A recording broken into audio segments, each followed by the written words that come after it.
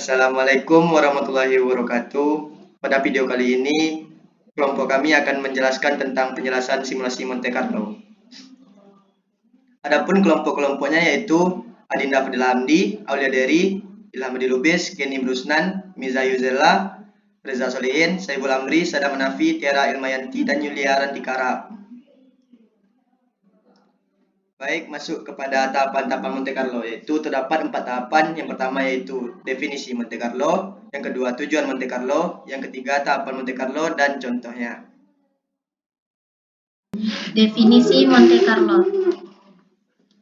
Simulasi Monte Carlo adalah tipe simulasi probabilistik untuk mencari penyelesaian masalah dengan sampling dari proses random. Dasar simulasi Monte Carlo adalah mengadakan percobaan atau eksperimen pada elemen-elemen probabilistik melalui sampling acak, sehingga simulasi Monte Carlo mengizinkan manajer untuk menentukan beberapa kebijakan yang menyangkut kondisi perusahaan. Tujuan Monte Carlo digunakan untuk menghitung atau mengintegrasi biaya dan waktu sebuah proyek dengan menggunakan nilai-nilai yang dipilih secara random dari distribusi probabilitas biaya dan waktu yang mungkin terjadi dengan tujuan untuk menghitung distribusi kemungkinan biaya dan waktu. Tahapan Monte Carlo. Pertama, membuat distribusi kemungkinan untuk variabel penting. Kedua, membangun distribusi kemungkinan kumulatif untuk tiap-tiap variabel tahapan pertama. Ketiga, menentukan interval angka random untuk setiap variabel. Keempat, membuat angka random.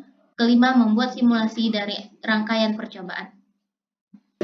Dari penjelasan yang sudah dijelaskan di atas mengenai simulasi Monte Carlo dan juga beberapa tahapan yang sudah dijelaskan, dapat kita ambil contoh kasus dari simulasi Monte Carlo ini, yaitu kami mengambil mengenai contoh kasus permintaan baju koko, yang mana sebuah toko pakaian ingin memperkirakan permintaan produknya, yaitu berupa baju koko perharinya seperti pada tabel yang ada di bawah ini.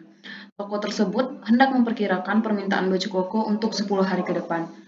Berikut tabel dari permintaan baju koko, yang mana frekuensi untuk permintaan 15 itu penjualan produk perharinya didapatkan 10 pieces. Frekuensi untuk permintaan 22 itu 12 pieces perharinya. Permintaan untuk 20 orang ya. Penjualan produk perharinya ada 15. Berikut 25 permintaan ada 16 pieces perharinya. 13 permintaan ada 20 pieces perharinya, 26 permintaan ada 24 pieces perharinya, 30 permintaan ada 29 pieces perharinya, 34 ada 35 pieces perharinya, dan 40 permintaan ada 40 pieces perharinya. Nah, dari tahapan yang sudah dijelaskan di atas tadi, berikut cara penyelesaian untuk mencari data permintaan penjualan baju koko berdasarkan simulasi Monte Carlo. Untuk penjualan produk perharinya untuk 10 pieces dengan frekuensi permintaan ada 15, itu untuk distribusi densitasnya kita dapatkan dari sebelumnya itu kita jumlahkan dari hasil dari frekuensi permintaan ini ada 225. Lalu untuk mencari distribusi densitasnya itu dengan cara 15 dibagi dengan 225 didapatkan 0,067, dan 22 dibagi dengan 225 didapatkan 0,098, begitupun seterusnya. Nah, untuk mencari distribusi kumulatif untuk tahapan kedua dalam simulasi Monte Carlo ini didapatkan dengan cara 0,067, untuk distribusi kumulatifnya terdapat 0,067. Dan untuk selanjutnya itu dengan cara menambahkan 0,07 ditambah dengan 0,098 didapatkan 0,165, 0,165 ditambahkan 0,089 didapatkan 0,254, begitupun seterusnya. Nah, untuk tag number ini kita ambil dari distribusi kumulatif untuk dua angka di belakang koma, dimulai dengan 0 sampai dengan 06, lalu selanjutnya 07 sampai 16 itu kita ambil dari distribusi kumulatif yang dua angka di belakang koma, lalu kita ambil dari selanjutnya itu 17 sampai 25, kita ambil dua angka di belakang koma, begitupun seterusnya. Setelah penjelasan selanjutnya mengenai prediksi permintaan baju koko hari berikutnya. Setelah tabel data permintaan kita dapatkan, dapat dilihat pada tabel ini untuk hari permintaan yang pertama, nilai random value yang pertama yaitu sebesar 0,863571. Data tersebut didapatkan dari tools yang digunakan pada software aplikasi Excel, yaitu nilai random. Data tersebut didapatkan dengan tools rand buka kurung tutup kurung enter. Pada studi kasus ini, sebuah toko baju ingin memprediksi untuk 10 hari permintaan, maka nilai random yang kita butuhkan yaitu sebanyak 10. Jadi data-data random tersebut dimasukkan ke dalam tabel data prediksi permintaan baju koko hari berikutnya. Data-data random value tersebut untuk perharinya kita kalikan dengan 100. Jadi contohnya di sini 0,863571 dikalikan dengan 100 didapatkan hasil 86,3571. Berikut juga dengan hari-hari permintaan berikutnya. Untuk menentukan jumlah pesanan baju koko pada hari pertama yaitu sebesar 40, data tersebut diajukan dari angka sebelum koma pada hasil dari perkalian 100 nilai random value. Contohnya di sini 86. Kita lihat pada tag number yang ada pada tabel data permintaan yang dijelaskan sebelumnya.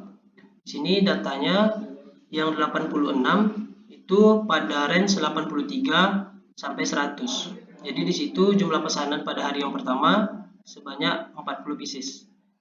Selanjutnya yang hari kedua kita lihat ini ada 10, maka kita lihat pada range terletak pada nomor 2, kolom nomor 2, yaitu untuk penjualan produknya per hari 12 pieces, maka kita masukkan ke sini jumlah pesanan baju koko sebesar 12. Berikut juga dengan hari-hari berikutnya, maka didapatkan dari data-data jumlah pesanan baju koko yaitu sebesar 272. Baiklah, kami akan menjelaskan contoh yang kedua yaitu permintaan kue nastar. Sebuah toko kue ingin memperkirakan permintaan produk yaitu berupa kue nastar perharinya. Seperti pada tabel di bawah ini. Toko tersebut hendak memperkirakan permintaan kue nastar untuk 15 hari ke depannya. Yang pertama yaitu ada frekuensi permintaan 35 dan penjualannya per hari 30 kotak. Yang kedua ada 29 permintaan. Penjualannya 25 kotak per hari. Yang ketiga ada 25 permintaan. Penjualannya ada 21 kotak per hari. Selanjutnya ada 42 permintaan. Penjualannya 35 kotak per hari. Selanjutnya 36 permintaan dan 28 kotak per hari. Dari data studi kasus yang kedua mengenai kue nastar, penjualan dari kue nastar, berikut penyelesaian dari permintaan penjualan kue nastar dengan menggunakan metode Monte Carlo. Nah, dari penjualan produk yang per hari sebanyak 30 kotak, frekuensi permintaannya sebanyak 35 permintaan. Kita dari kembali lagi ke tahapan dari Monte Carlo tersebut, kita mencari distribusi dari densitasnya. Cara mencari distribusi densitas itu dengan cara pertama kita jumlahin dulu frekuensi permintaannya terdapat 379, lalu 35 dibagi dengan 379 didapatkan 0,092. 29 dibagi dengan 379 didapatkan 0,077. Begitu seterusnya untuk mencari distribusi densitasnya.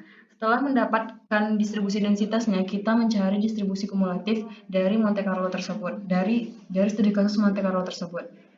Dengan cara menjumlahkan hasil dari distribusi densitasnya. Yang pertama itu ada 0,092 ditambah, lalu yang kedua kita jumlahkan antara 0,092 ditambah dengan 0,077 yaitu 0,169. 0,169 ditambah dengan 0,066 didapatkan 0,234 dan begitu pula seterusnya. Nah, selanjutnya yaitu tahapan selanjutnya dengan mencari tag number-nya. Tag number-nya ini kita mengambil 2 angka di belakang koma dari distribusi kumulatifnya. Nah, kita mulai dari 0 sampai dengan 09 yaitu dapat dari 0,0 dapat dari 09 itu dari distribusi kumulatifnya. Dan selanjutnya 10 kita lanjutin aja dari tag number yang pertama, 10 sampai 16 itu didapat dari distribusi kumulatif yang kedua, 2 angka di belakang koma. Lalu selanjutnya ada 17, lanjutan dari 16 ada 17 sampai dengan 23 dari 2 angka di belakang koma dari distribusi kumulatif.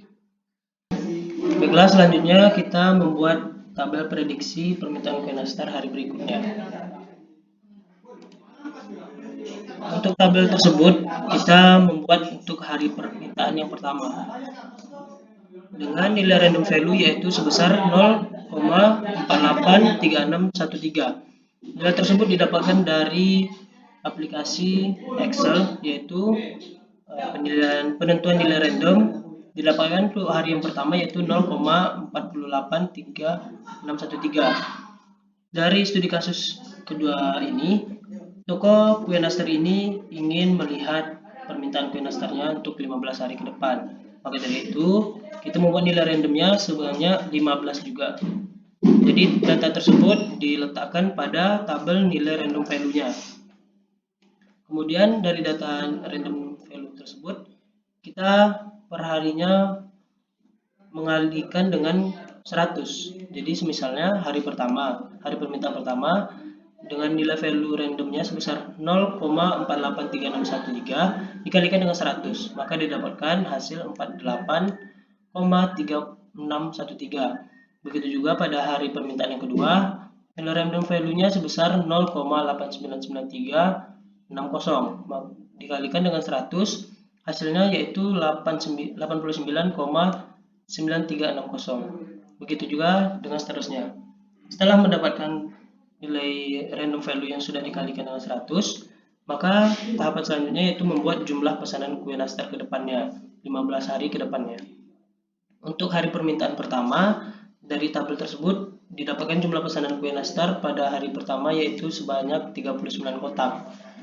39 ini didapatkan dengan acuan yaitu nilai random value yang sudah dikalikan dengan 100.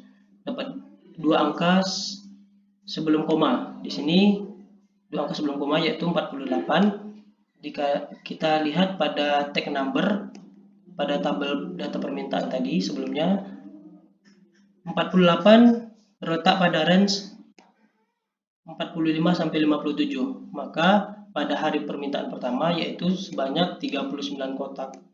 Yang kedua yaitu hari yang kedua 55 didapatkan dari, kita lihat 89, kita lihat range-nya terletak pada 85 sampai 100 dengan penjualan produk perharinya yaitu 55. Maka kita letak di sini 55. Begitu juga dengan seterusnya.